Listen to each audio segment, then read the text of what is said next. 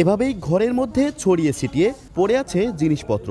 লুট করা হয়েছে ঘরের সকল আসবাবপত্র।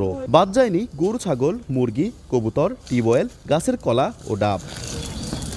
গত ১৯ এপ্রিল বিকেলে পাবনার চরগড়গড়িতে সাজু ও মজনু গ্রুপের জমি নিয়ে বিরোধ মীমাংসা করতে দুপক্ষকে নিয়ে বসেন ওই এলাকার যুবলীগ নেতা খায়রুল ইসলাম। এ সময় দুই গ্রুপের সংঘর্ষে ইটপাটকেল ও দেশীয় অস্ত্রের আঘাতে মারা যান খায়রুল।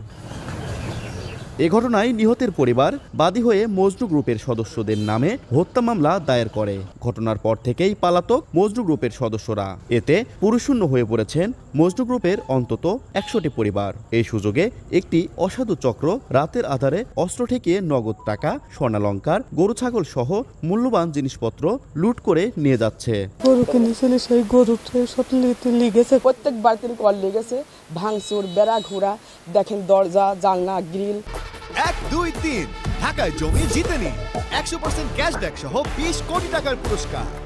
তোষক বালি যা ছিল যেগুলো আর কি নেওয়ার মতো সব নিয়ে গেছে, কাইটে কুইটে একবারে তছনছ করে দিয়ে গেছে। তবে ঘটনা তদন্ত করে ব্যবস্থা নেওয়ার আশ্বাস পুলিশের। এই চুরির ব্যাপারে আমরা জিনিসটা খতিয়ে দেখতেছি, যারা এর সাথে জড়িত আছে, যদি কেউ জড়িত থাকে, তৃতীয় পক্ষের কোনো লোক যদি জড়িত থাকে এই চুরির সাথে, আমরা তার বিরুদ্ধে আইনানুগ ব্যবস্থা নেব। পাবনার ঈশ্বরদীর চরগড়গড়িতে শতাধিক বাড়িতে লুটপাট হয়েছে।